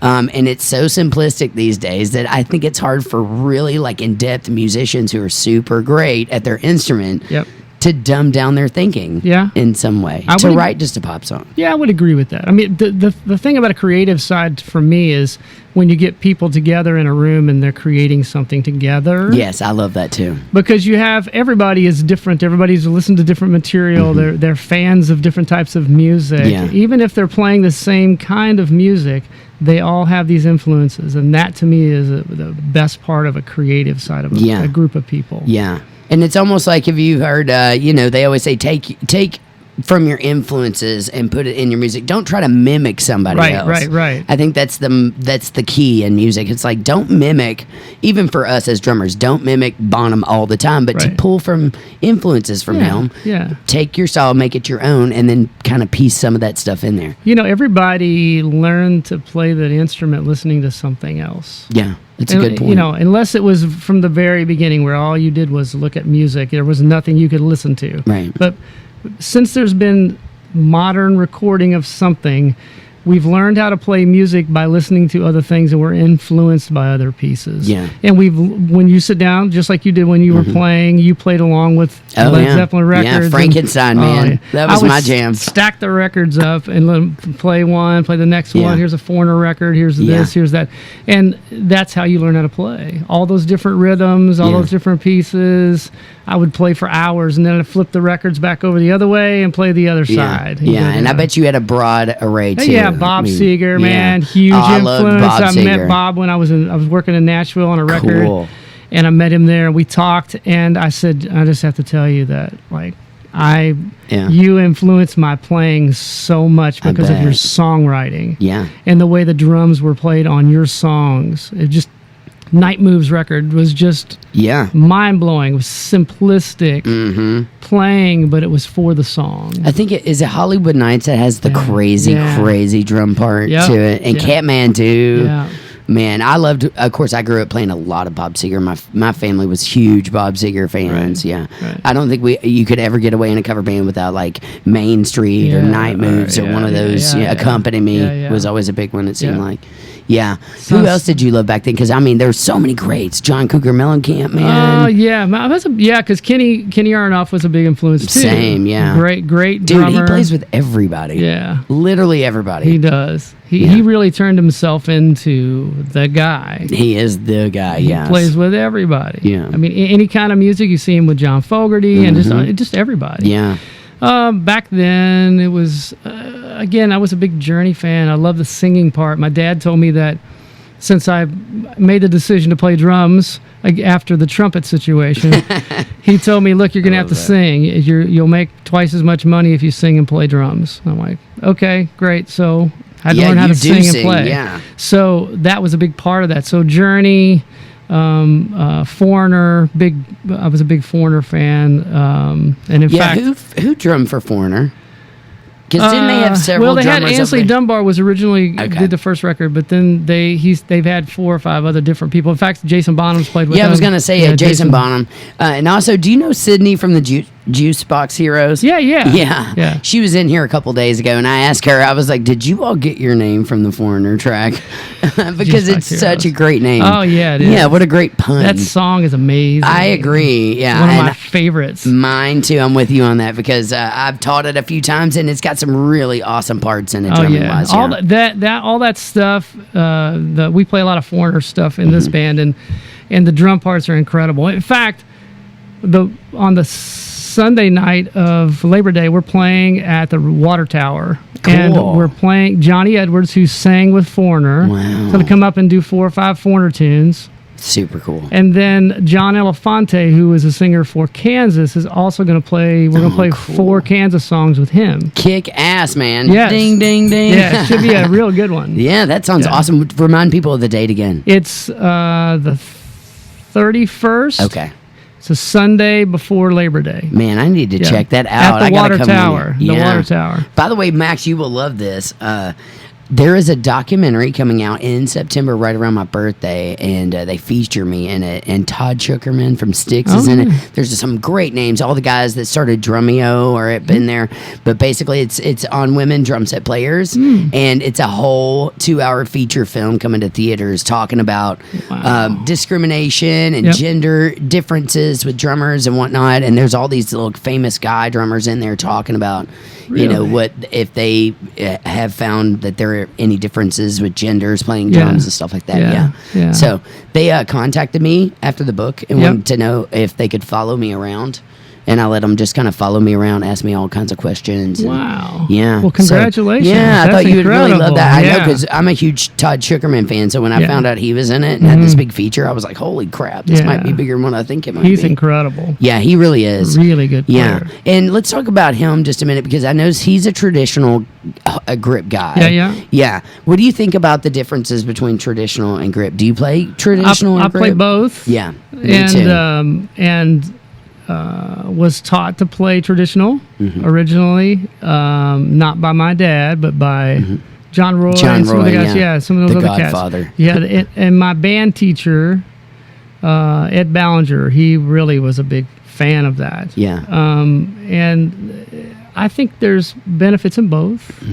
I think if I play anything softer or jazzier, I actually play the traditional grip. Yeah, I kind of like traditional for softer too. Yeah, and if I was playing in even a blues feel thing, we're talking about that shuffle with the left hand. I took a long time learning both of those, playing it, being able to play it traditional, because Jeff McAllister plays traditional grip. Yes, we talked a lot about that with him. I always want, because I can't ever seem to get the same amount of power as I can. Yeah. But a lot of those guys can. Jarbo was in here too, Jeff Jarbo, and I asked them both the exact same question, and they both said that if they're looking for power or speed, they do grip, match grip. Yeah. But if it's more slower and controlled, that they'll do, or softer, they will do traditional. Yeah. Which is interesting to me. It is, because you think because there's more muscles in that traditional grip than there is in the right, standard grip. But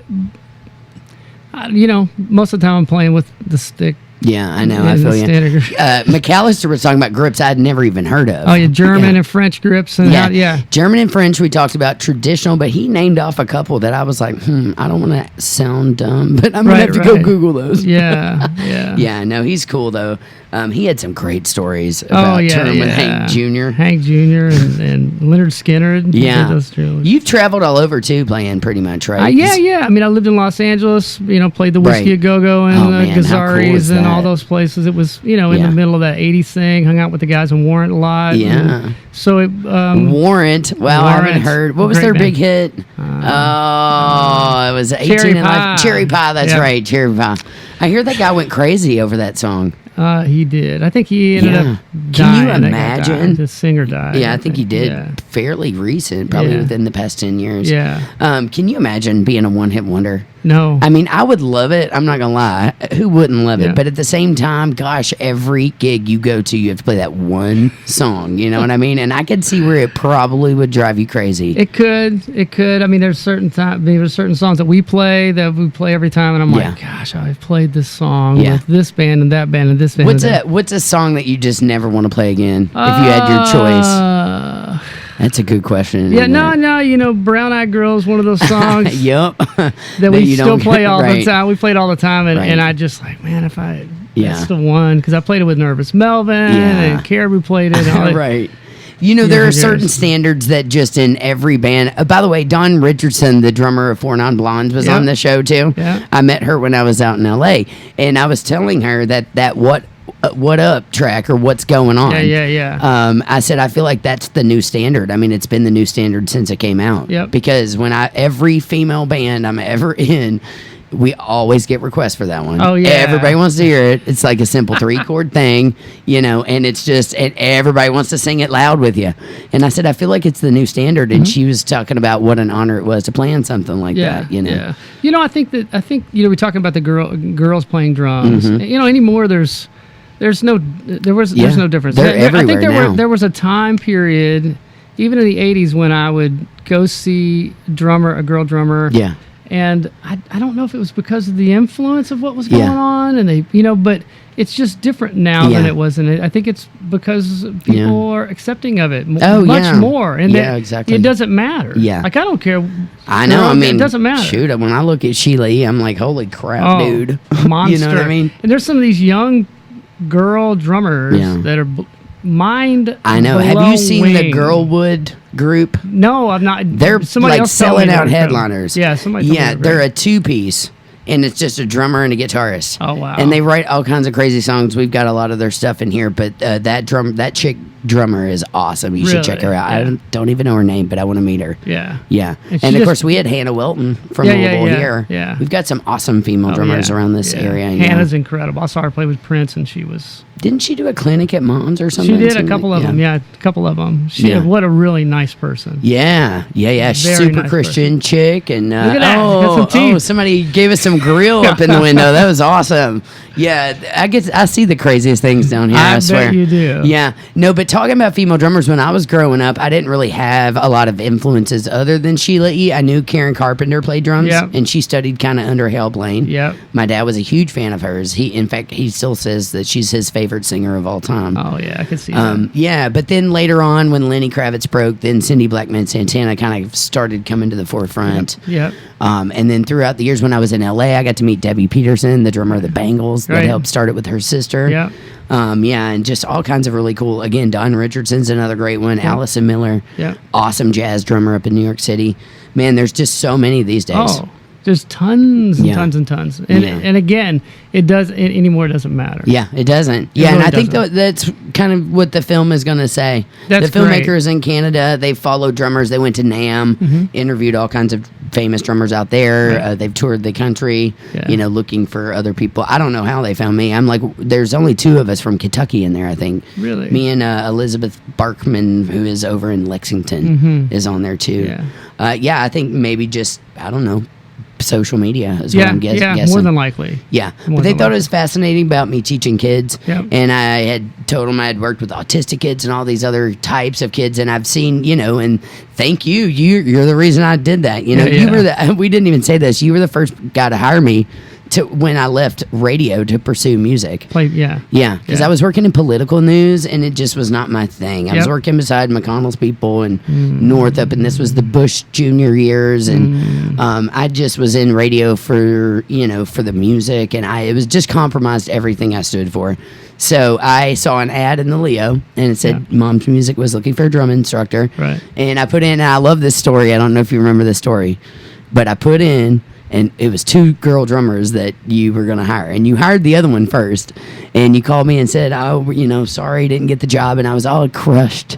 And then literally like a week later, you called me back and you said, oh, yeah, it didn't work out with the other chick. And then originally you wanted me to go to the Dixie Highway location. Yeah. And I was like, man, that's pretty far because I'm in the Highlands. And then you called me back and said, it didn't work out. Would you be interested in the Frankfurt Avenue space? Right, and I was like, perfect. So it worked out great. That's great. Yeah, so I took some lessons from Sam Harris. Do you know him? Yeah, Sam. Yeah, rest in peace, Sam. Yeah. I was a big fan of his growing up, and when I got here, I would go have dinners with him, and he would show me his drums, and he was a steel drum dude too. He played steel drum, mallets. He was a great mallet player, Caribbean Conspiracy, I think was the name of his band. Reggae, he was all into all that stuff. The Caribbean kind of grooves. And when I got that job at Mom's, I was like, man, I need to brush up on my reading just to make sure, And so I went over and took a bunch of lessons from him. And he's like, you're gonna be fine. Yeah, and then after he passed, it was really interesting. Nancy hired me to play some pieces in the orchestra, and I ended up. He had sold all of his drum stuff they had sold his drum stuff after he passed to a lot of random people. Yep. And it just so happened that when I got hired back in, the drums that I were playing were his. Oh, wow. And she didn't even know how they got there, but I ended up playing his own equipment in the orchestra. Yeah, it was kind of like, ooh, spiritual. Yeah, Sam was cool. Sam was a great guy. He was influential in getting me a gig at Actors. Cool. In the Janis Joplin story. Yeah, I remember that. Yeah, and he's the one to pull me in. He's like, I think he'd be all right. Jeff McAllister is the one. He said, hey, man, you should maybe talk to Max. And then I went down there, and Sam put me through the rehearsal deal, and it was awesome, and he was a great guy. I love both of them. I made friends with their daughter early on, so I would go hang out with them for like Thanksgiving and Christmas and stuff like that. So I would jam out with him, and he also was instrumental in getting me in Actors as well. Oh, was he? Yeah, which is funny because I remember the audition process for Girlfriend. That's the play that took me to L.A. I started here in Actors Theater, and it was per Nancy Harris. They said, we're looking for a female drummer. And I was like, cool, that's my gig. Yeah. So I went over to audition at Maxwell's House of Music across the river there. And that's where I met Kelly Ritchie. That's where I met Julie Wolfe, who toured with the Indigo Girls and Ani DeFranco. And it was funny because I'm sitting in a room, I'm having to audition. McAllister's there, Sam Harris is there, Jimmy Brown is there. I can't remember everybody, but it was just like everybody, with pressure on, man. And they had to just sit there watching me audition. And I was like, oh, nerve-wracking. I always get nervous when a great drummer enters the space. Yeah. Yeah, in fact, your dad didn't tell me he was coming to my She Castle gig. I just look up and there he is standing watching me, and I'm like, oh. You know what I mean? This? It's just, You don't want, and I was having to play songs that he actually played on. I was, one of the songs Sherry Edwards picked was, had your dad on it. Oh, did And I was like, great, I got to cover Marvin. That's great. Thank goodness it wasn't a double shuffle. Right, you're in trouble then. I would be, because nobody can rock it quite like he can. Nope. He's just been doing it too many years, I feel like. That's what it is. Yeah, but the Harrises, super cool people, love them dearly. Yeah. And I think Nancy is still doing the hiring for actors. Oh, is she? Yeah, that's I great. believe so, yeah. That's awesome. Yeah, she's still doing good. We had dinner not too long ago. Every now and then we'll hook up and have lunch or dinner or something like that. And she books all of those. I think y'all are playing out there, aren't you? We're at the old Summit area.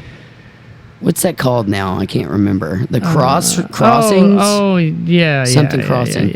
Yeah. It's the old Summit where they have all those. I think we did play out there for something. Yeah, it seems like she event has some recently. festivals I know and what you're events talking on about. that area. It's a little subdivision area out there. Yeah, I forget what they call it. It used to be. I'm a straight up Louisvillian now. It's the old Summit. The old Summit. Whatever it is, some kind of crossings now, or the crossings or something like that. Yeah. Yeah, but they have kid-friendly events, dog-friendly events. You know, bring the whole family out kind of thing. Right, and they've got a nice amphitheater out there. Yes, exactly. Yeah, that's one of my favorite. I love that little location out there. And again, as you said, it's kind of the event spaces have taken over They have. for the bar scene, which is what I love because I teach a lot of kids, so I want the family stuff to come. You know. Right. I like my family to get to come, you know, with the kids and whatnot. And it's just, I feel like you get a bigger draw that way. I think so too. And there's nothing cooler than playing for kids. Oh man, it's the best. It is. It's the best thing like that. Yeah. That really is the greatest fun for us because we do a lot of family events. Yes. Tons, whether it's weddings or these outdoor festivals. And, you know, we're that clean cut band, you know. Yeah. Not in the old days with the Spanky Lee. We were still clean cut. But I was going to say you had the long hair. Yeah. But, you know, nowadays we're a clean cut band and we love the kids. It's great to be an influence on somebody. Well, tell me a little bit. You also brought in the Louisville Crashers CD here. And shout out to everybody in your band because I've worked beside of all of them at Mom's at some point. I love Shane, love Jesse, Howard, the Gitleys, you know, and of course your brother. Yeah. Who I want to get your brother up in here too. Oh, yeah. You won't get to say anything. I know. It'll be perfect radio. Yeah. We'll be perfect together because I like to talk. Yeah, but tell me all about this record and where did you record it and interesting all this stuff. thing. We started writing that at over at Mark's store, and because we rehearsed there every week, and some folks were influential in saying, hey, you guys need to put a record out. So we started writing some songs individually, and then we came together, pieces of parts, put it together. We recorded rough tracks there and took them to the house, did some work at my place, and then we went to Michael Sanders' studio, which he doesn't have it anymore, but Michael Sanders produced it and engineered it and did a fantastic job. It's a pop record. Yeah. Well, I love pop. Yeah, it's kind of a pop rock record, and it was fun. It was a lot of fun to make. We had a great time, and we just give them away. You know how that is. Right, I know. Give them out. You know. You end up with boxes of them in your garage. Yeah, but people still, they want us to play them. We don't do any of that stuff live, really. Yeah. Do you all do strictly covers? Yeah. We just and y'all medley lots of things too, which I really love. Yeah, we try to put our own twist to it. You know, we feel like we have a sound, and so we're trying to make everything. If it's a pop song, I love hearing your brother sing the female stuff. Oh, yeah. Because his voice is so high, he can actually pull that stuff off. Yeah. Like I heard him do Gaga one time. You know, you do a lot of we just worked up the new Taylor Swift Me. Oh, cool. Doing that tune, yeah. See, that's why I love y'all, because you no limits, man. No. Most bands would be like, oh, Taylor Swift, we're not doing that. No, you know? it's all about the fan. It's all about that experience for the fan. That's the way we look at it. Yeah, that's a great. Yeah. You know, I always say music is personal between the listener and the person who's putting out the record. Yeah, because when we're in our cars, we're listening. A song that I hear might mean one thing to me. I can interpret it however, and then for you, it might be something completely different. Yeah, and with being a drummer, you know, the most important part for us is enable somebody to feel something. I agree. You know what I mean? That beat and that feel, that's what they want, and that's what keeps them on the dance floor having a good time. Yeah, heck tapping their toes, you know. Well, and as far as the bar scene goes, I always tell people this, you know, the more that they're out there dancing, the more they're sweating, the more they're drinking, the more the venue is selling alcohol. That is the name of the game. It is. You know what I mean? In the bar scene, at least. Yeah. What's your favorite track on this? I don't know. Let me one? look at that thing. I forgot him. Yeah, I know. And who is Irv Griffin? Irv Griffin. Yeah, because Irv. There's a dedication to him in there. Irv's a guy that would come out. He lives in Texas now, but he would come out to every gig and he would dance on the dance floor. And he did this crazy nutty dance I was hoping you were going to tell me he did the worm or something crazy. No. Let's see. Quiver. Quiver. Track 3. Track 3. We're going to pull that one up and listen to it. So Did you all write this one? Yeah. All the stuff's ours. We wrote it all. You gotta love that stuff, man. I love the creative aspect.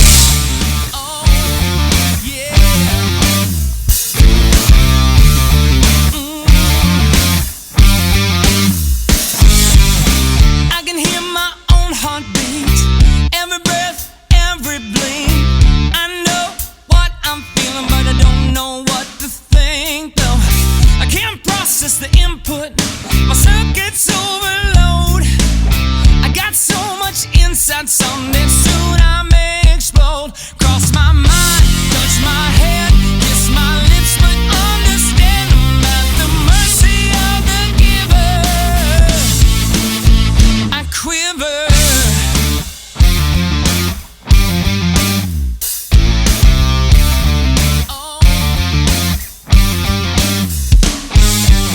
You make a moment last forever. Handle my heart with ease. In control, you make your move. I crumble to my knees. Coming up for air now. I feel the sinking through and through. I give it all to spend the rest of my days here with you. Cross my mind, touch my head, kiss my lips, but understand I'm at the mercy of the giver. I quiver, I shiver in the peace your arms deliver. I need you every day. I quiver, I shiver, I make a roar turn to a whisper, wanting you in every way. I quiver.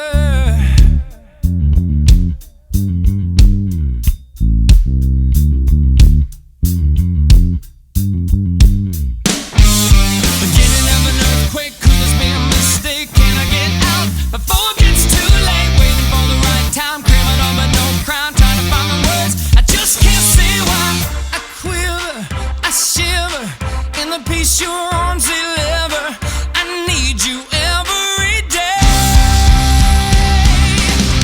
I quiver, I shiver, I make a roar turn to a whisper, wanting you in every way. I quiver, I shiver, like a drop you do deliver. I need you every day. I quiver, I shiver, holding back the mighty river, wanting you in every way. I quiver. It's the Rolling Stones on LRS102.com. The Walrus. You said you were highly influenced by the Stones, Max. Yeah, Charlie Watts, still one of my favorites. Same. It's just so simple and so great. Yeah, and I love him for he just is emotionless when he plays. He literally is. Yep. We had Steve Cooley up in here the other day, and he was talking about getting to sell a guitar to Charlie. Oh, yeah. Yeah, and I thought, Charlie Watts bought a guitar from Guitar for him? Yeah. And he said, yeah, he sure did. That's wild. Isn't that wild? Yeah. And he was Yeah. like calling, asking Mick and them what kind of guitar he thought he should buy. And I thought, is he playing guitar or is he just collecting? Right. You know. It's hard to say. They've got more money than God, I would think, He might have been buying it for somebody or something. Yeah. You never know.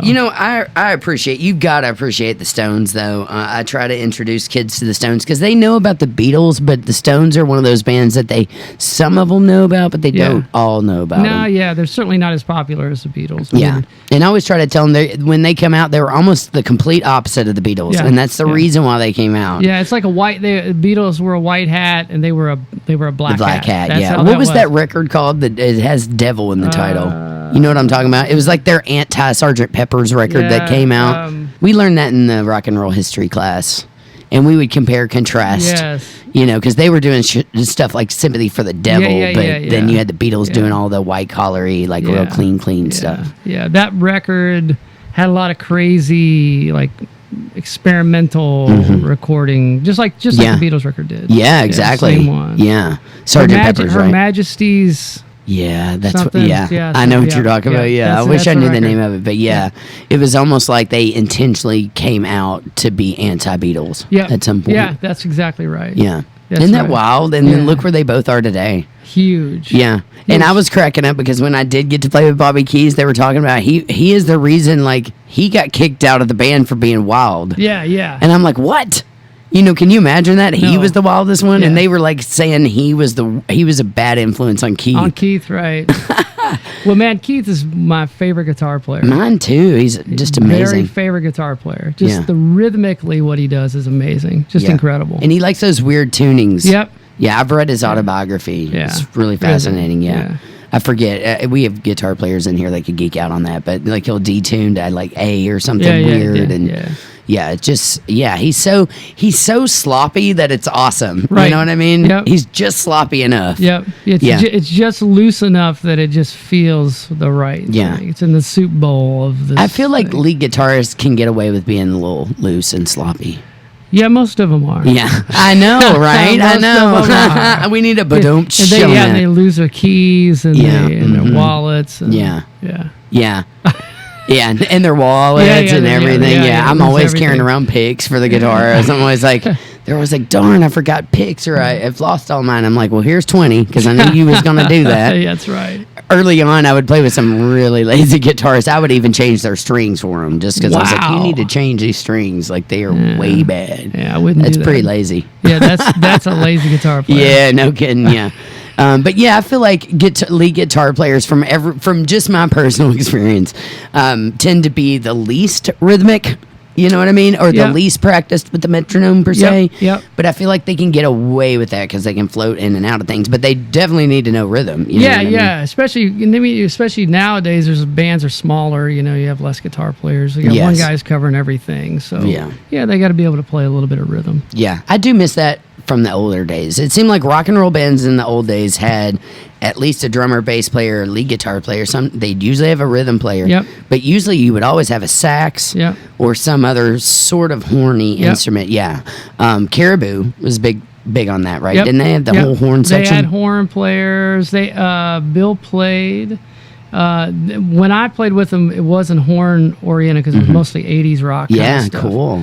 But later on, now they have a whole horn section to do all that. Yeah. Chicago, which is where their name came from, Caribou Studios. I love that. Yeah, Caribou Studios is where they did all those records in the old Yeah. days.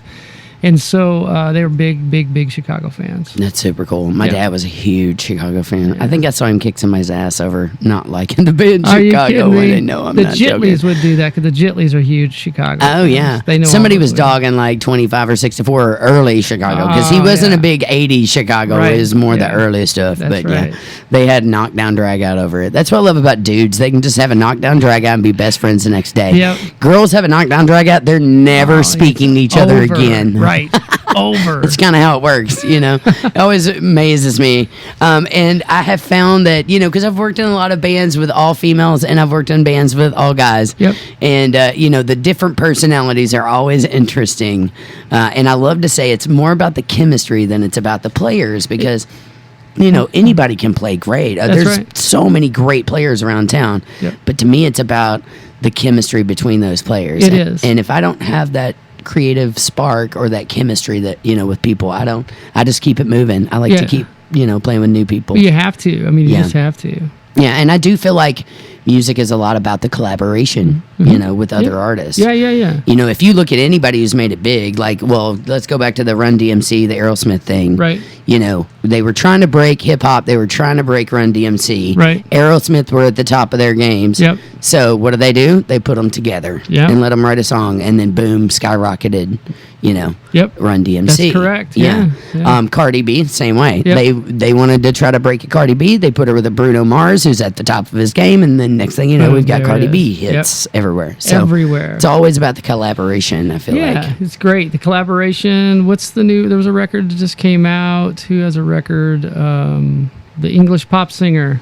Oh, You know what I'm talking about? There's a bunch of different ones. Yeah, he just did something with Chris Stapleton and Bruno Mars. Oh, is it Sam Smith? No. No, is it a guy? Red-haired guy. It's the one that dated Taylor Swift for a while. They were The hanging red around. dude, redheaded guy. Dude, I somebody send me know. a text. I know. Send us a text. What is it? I'll think of his name. Ed Sheeran. Ed Sheeran. That's right. Ed Sheeran. He did date Taylor Swift there for a little while. He did, yeah. Yeah, he was the one. They wrote yeah. some songs together too, I think. Yeah, but he's he's a got a great record out and he's songwriter. got tons of collaboration. The whole thing's a collaboration record. Yeah. Really good record. It's smart because I always say, the point of collaborating is that if I collaborate with your band, then the point point of me doing that is to get your fans to like my stuff Yep. and to get your fans, and my fans to like your stuff. And Yeah. that's the point of collaborating. Yeah. So if you ever get to collaborate with a bigger artist, then that's kind of the whole point. It is that, and as well, the big artist is also looking for something to kind of influence what they're doing too. Correct, yeah. That could take them in a different direction, get them some new fans as well. Yeah. You get the biggest artist here,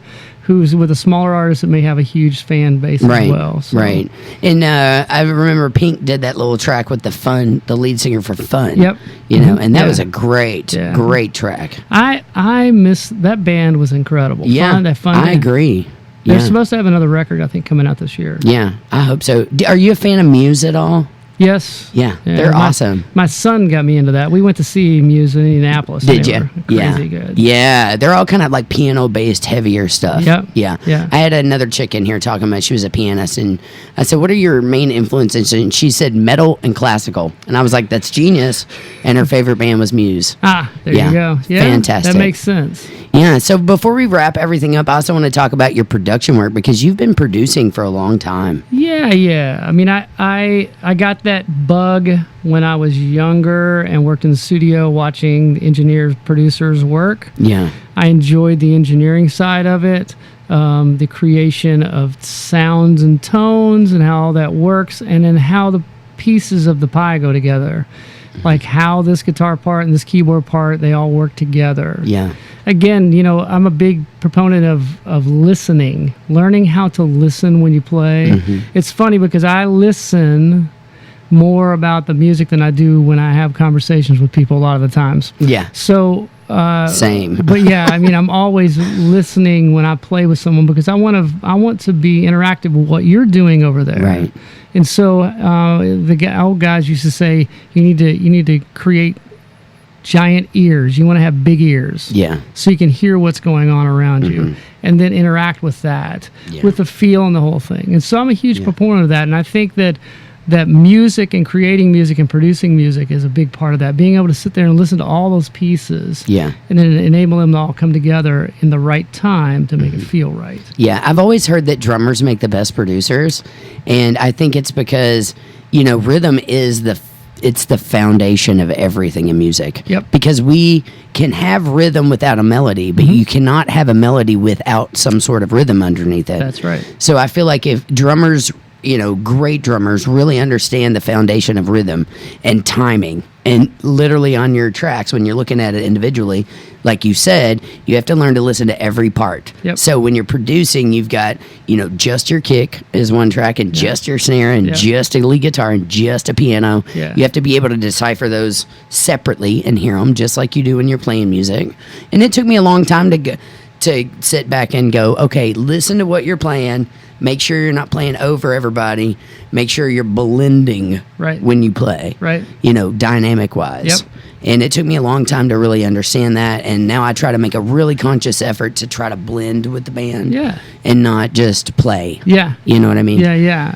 I did all those sessions when I was younger and played with all these different artists. And when I did those sessions, I had to almost be a different person every time. Yeah, exactly. I had that same sort of feel that I have, but I had to play it differently. Yeah. You know what I mean? Just like you said, you got to blend those pieces of what you have, your left, your right, and your two hands, your 2 feet, and you got to blend those to make that a sound. Right.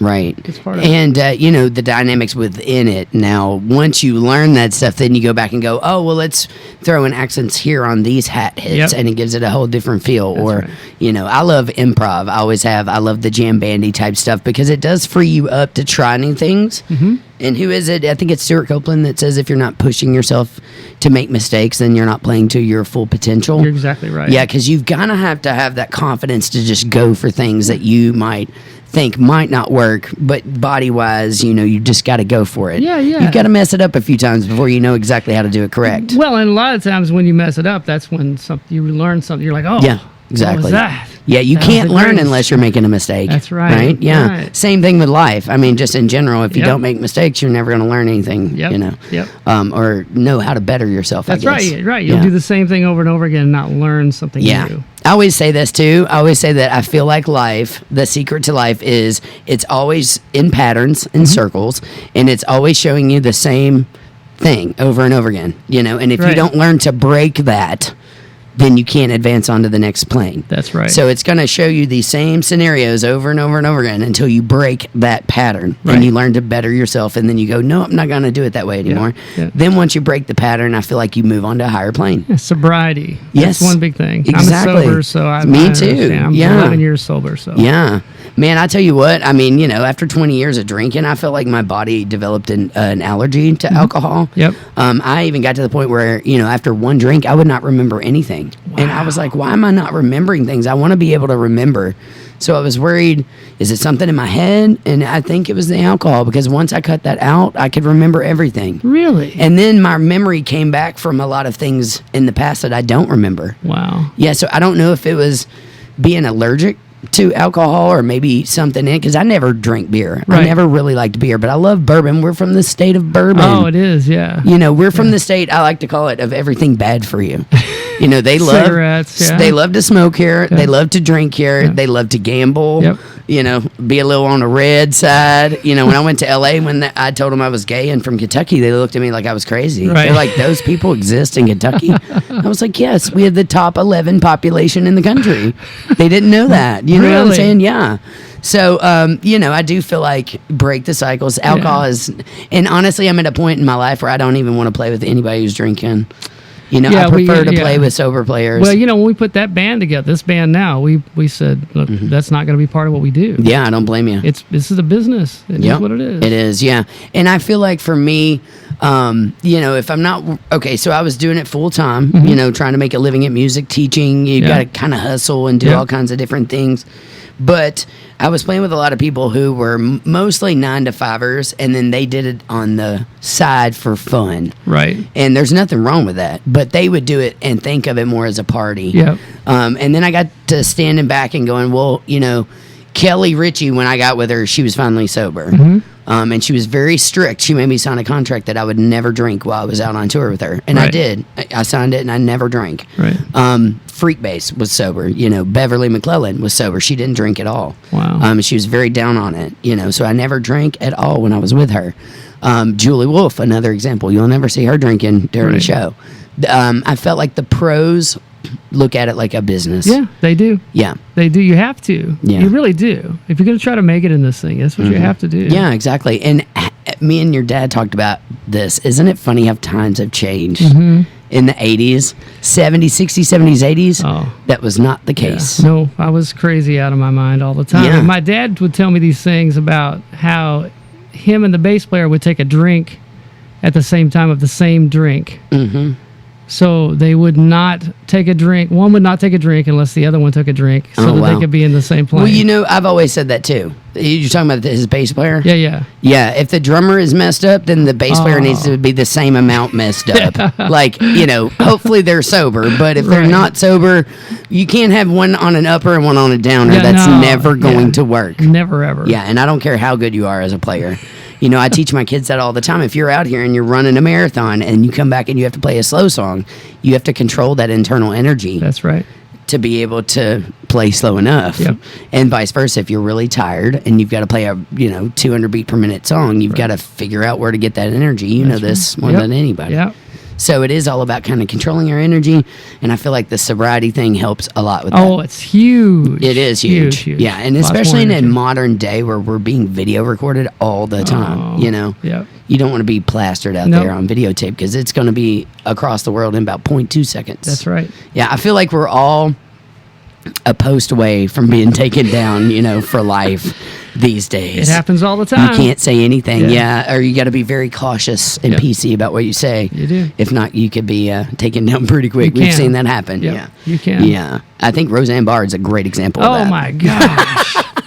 Just shut your mouth, man. Yeah. Quit texting that stuff, Anyway, well, Max, remind everybody when you've got your gig coming up with the Louisville Crashers. Well, this Friday night we'll be at the State Fair in the Budweiser tent. Cool. Interesting enough. Gotta love that. Yeah, In the sober Budweiser yeah, tent. in the sober Budweiser. And then the following weekend, the Sunday before Labor Day, we're playing at the Water Tower with the singer from Kansas and the Cool, singer man. from Foreigner.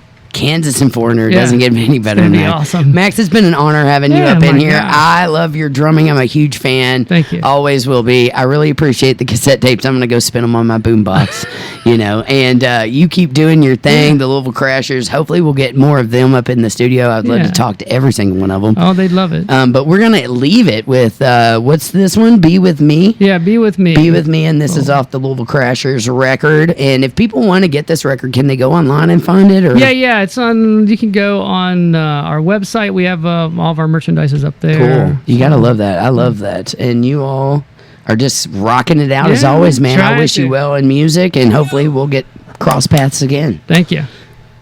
You're on LRS102.com. Tune in tomorrow. Grew up in Charlestown, And now it's Stay in Groovy. a big